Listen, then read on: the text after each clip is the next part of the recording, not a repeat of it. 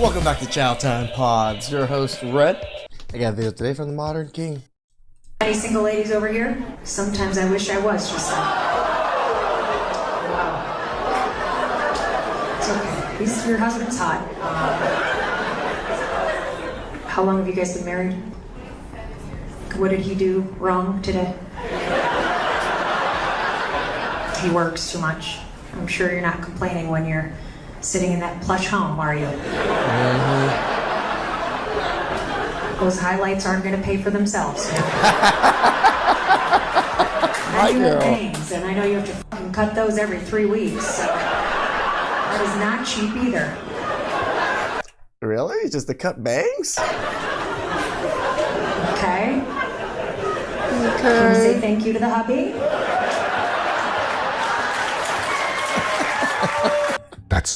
Damn. Shout outs to you, girl. That's probably one of the only female comedians I've seen that actually lifted up a man in a very funny, jokey way. Definitely the first time someone has given her a much-needed reality check. Too many of them take their husbands for granted and think disrespecting them is acceptable. Oh my god, what do I do? Okay, we've seen this one. And again, this is a lot of contamination. Go! Let go! You need to split that in! Like literally almost any spark right now would probably blow this place up. What do I do? It's not stopping! Okay, everybody. There is an emergency shut-off button somewhere close to the building, usually very close to the entrance or very close to the pumps. If this ever happens to you, hit that button. I don't... What do I do with it? A real man would never sit there and watch his girl clear.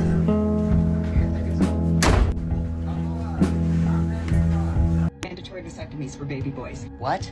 Whoa, wait. What are we talking about right now? I'm sure the rest of us can't wait to hear what the logical rationale behind the proposed forcible sterilization of innocent children would be. If that made you flinch, good. You won't want to miss part 2 either. Oh yeah, I can't wait. I'm sure it makes about as much sense as the first statement. Trust me. You want to solve half of society's problems? I actually think that we're witnessing part of society's problems right now in this video by seeing a person that's actually advocating for the mutilation of children. But this is where it's gone? go on. Start there. Because here's the truth. Men don't want to wear condoms. They don't want accountability. They want raw. And when the baby comes, they say, oh, it's not my problem. So fine. Mandatory vasectomies. Problem solved. So there's just no accountability on women on this whatsoever, right? Just because we have penises, it's all our fault that women get pregnant. It's not that women have a choice for what penises go in and what birth controls they have, and there's only condoms only for men, or what? The saddest part is this is not an isolated incident of delirium, and the comment section in that original video speaks volumes to that effect. I don't even want to read it. But what I've noticed that a lot of these individuals that makes these sort of statements have in common is that instead of holding the grown men accountable for the actions that they're taking, they would instead punish the innocent. Makes a lot of sense, doesn't it? Fix the father. It's crazy.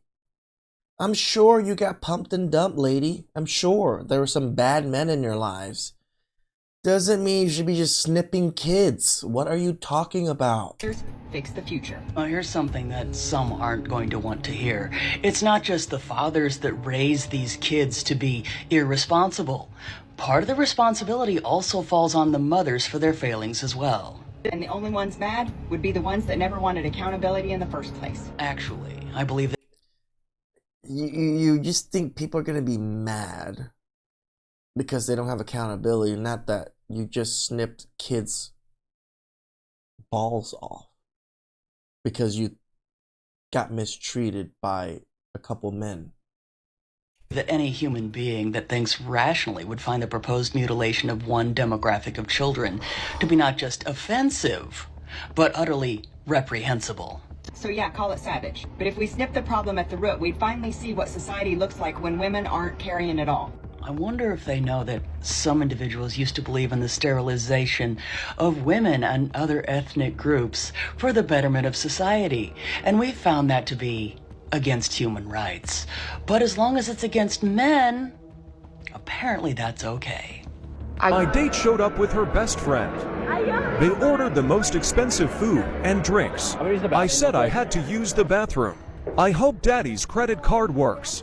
People are mad at me for leaving a date who brought her best friend to dinner. Essentially, I had a date plan with one of the girls, and when I arrived, she said her friend was joining us. And when we sat down, they started ordering drinks and appetizers and complimented me the whole time. At this point, I knew this was a scam, and I left. And people are saying that I didn't have a right to leave because those women probably earn triple my wage, and I can't face the embarrassment of not being able to afford cheap drinks. And that poor dudes shouldn't date, just stay at home. They think men owe them something just because they exist. So when any man doesn't be their personal piggy bank, they either insult or try to shame him into compliance with their demands. Girls and cars are the same exact thing. You go in car shopping, right? And you kind of want to get that foreign. But then you look into the maintenance and you're like, whoa, I can't afford that. That foreign? Okay, I haven't heard it say like that for a while. Same exact thing applies to girls. See, but the problem here is we got way too many Kia Altimas thinking they're an 812 super fast. Takes you 80 seconds to get from 0 to 60. Let's dial it back. I got an abortion for no good reason other than I simply was not ready to be a engine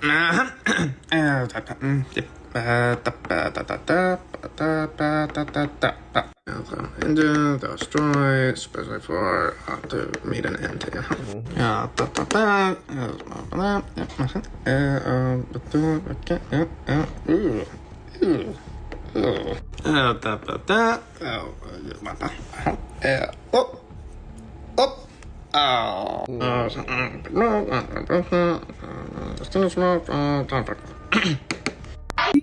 Women in Atlanta, I'm not gonna read any of that because or women in general in 2025 or dating today, like their standards are too high. I've just did a couple of interviews and a lot of the guys is saying, especially for the women in Atlanta, their standards are way too high. They need to come bring it down and just remove all that superficial stuff when it comes to dating in Atlanta. Yeah, so I'm a mental health therapist, and so I deal with single women all the time. And when they're talking about their dating, I try to tell them, like, it's not about you. It's about the other person. And so one of the things I asked them is, how did you make that first date that man's best first date? What did you do? What questions did you ask? Did you generally try to get to know him? my man. Did you compliment him? Did you say, oh, that's cool? Not just a interview, not just trying to check off these boxes, but how can I go home to my family or my friends and say, bro, that was a great date for me? And even as I'm conscious about that on my dates, like, did she try to make me feel like that? Or was she here just really for her? And that's okay, but it just means that it's not an investable thing in the long term. Correct. Shout outs to this gentleman working out, doing his thing, articulating this in a very good way. Yes. We just want some reciprocation. We don't want to be interviewed the whole time. If you just try to make our date a great date, as we almost always try to make the dates a great date for you, everybody would have great dates. For myself. So that's something I ask single women all the time. And my best friends too, like, was that man's best first date? And they don't think about that type of things because I'm getting ready. I'm okay. I got my education. I'm making it. I'm self-sufficient. Awesome. And that's amazing, but that doesn't apply to relationships. It's like trying to compare basketball and swimming. Those characteristics don't compete with each other. So this is about, can you connect with somebody? Can you emotionally move them? Can you make them feel safe? Can you make them feel like in this world of chaos that when they come home to you, that they can be at peace? And those other things don't necessarily correlate with that. He's spot on, but many of them only care solely about themselves. They are far too concerned about what they can take to ever consider what they might give. This mindset is why more and more men are choosing to avoid them like the plague. Roll this plate up, it won't break. Yes, it will. Ladies, have a third person view of how your conversation looks like with your husband. Do you believe me? No. Just believe me. Watch. Okay? This better not break.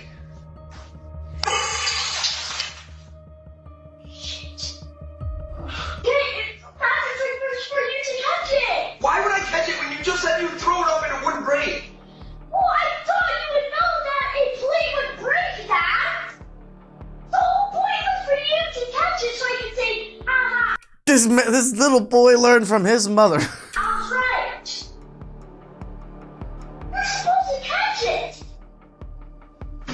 Why would you let your son throw up a plate that you knew that was... This kid is master gaslighter over here. Holy cow, his mother's been he's been studying his mother's ways. Right. What would you? I don't know, honestly. I don't. I'm an idiot, I guess. It is kind of your fault, brother, for letting him throw the plate, but you also thought the kid was going to do some kind of magic trick. Basically your fault. Okay, it's not my... If women had access to all of the firearms on Earth that exist, they still don't have the requisite brute force that would be necessary to keep men under control. They just wouldn't. True. Because men have a monopoly on force. I'll give you an example. If tomorrow men decided to enslave all women would be enslaved. However, if tomorrow all women decided to enslave all men, they do not have the force doctrine and requisite necessary to do so. If you were the head of a prison, would you rather have all male or all female guards? If you were dealing with dangerous prisoners? I mean... Sorry, honey. Can't even answer the question truthfully. Yes, you want men. They're dangerous people. Why would you want to send women in that? I love you. You okay? Yep. You got enough water? Yep. You feeling good? Uh-huh. Should I shut up? Yep. Okay. All right. At first, I was like, come on. Oh, yeah. You got it. You understood. Good on you. Can't control her mouth when she angry is the same as dating a man who can't control his hands when he angry. It's just a different form of abuse. That's some super hella fact. Damn.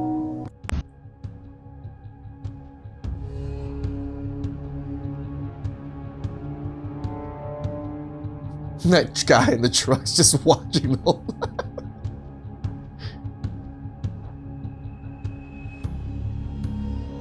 Never made a woman pay for herself on a date. You seem like the type that would do 50-50. Mm-hmm. Interesting. Yes or no? No. I feel I'm the provider of the family. You're the provider, Yeah, I feel so like you have that's, money. is that what you're here for? No, I'm here for love. Or, But I can never love a broke man. So everybody put your head down if you don't have money. If more than half the guys raise their hands, the men may vote to replace the girl. I'll leave it on you guys.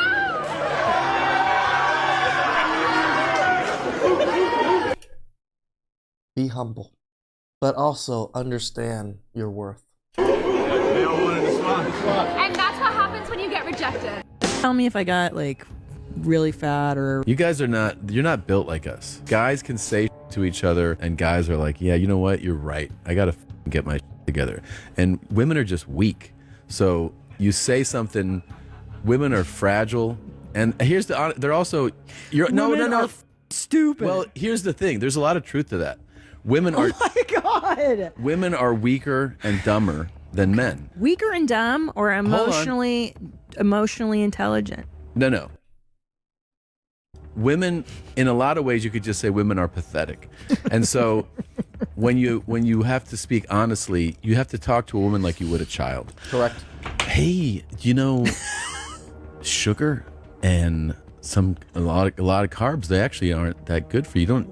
Unless you're going to expend a lot of energy. I think I might get into some tuna. Something like that. Something like that. I hate you so much. But it's not your fault. It's really just being a woman. The fact that she immediately proved his point without even realizing it is hilarious. There's nothing wrong with me. Maybe there's something wrong with the universe.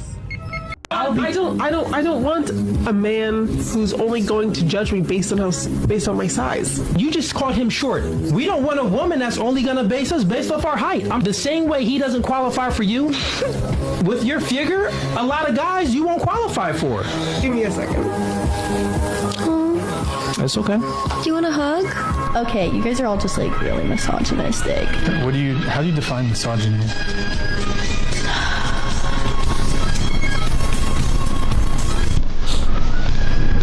I'm just asking how you define misogyny.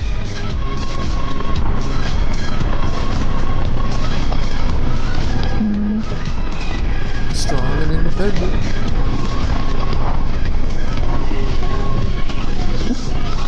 No. Most attractive men you would ever see, I would turn them down immediately over like some like mid white boy. You've just made a categorization. So you said there's beautiful men and there's mid men. Why are you able to make an objective determination about someone's physical appearance, but you can't do that to yourself? I will always consider myself a 10. I do what I want with the way I look. But how can, if it's... Bro, you can knock down these specifics. You want me to say I'm like a 9? I don't care what you say. I really don't care what you think about how I look. That's fine. Are you alright? Well, it's kind of like stressful. You're putting me on a podcast to debate how I look, and I've already said I don't care. No. We talked about how much longer you want to go on about it. I don't give a... Call me an 8. I don't care what you want to call me. I already said that I think I'm a 10, and this... She's crying because she thinks that he thinks that she's an 8. Discussion is really pointless. See those last clips right there? It's how women turn whatever it is into a victimhood. All of a sudden, we are the problem because we made them cry and they can't control themselves because they're emotionally intelligent. Really? Please like, subscribe, comment down below. I really appreciate that. And I'll catch you guys next time. Bye.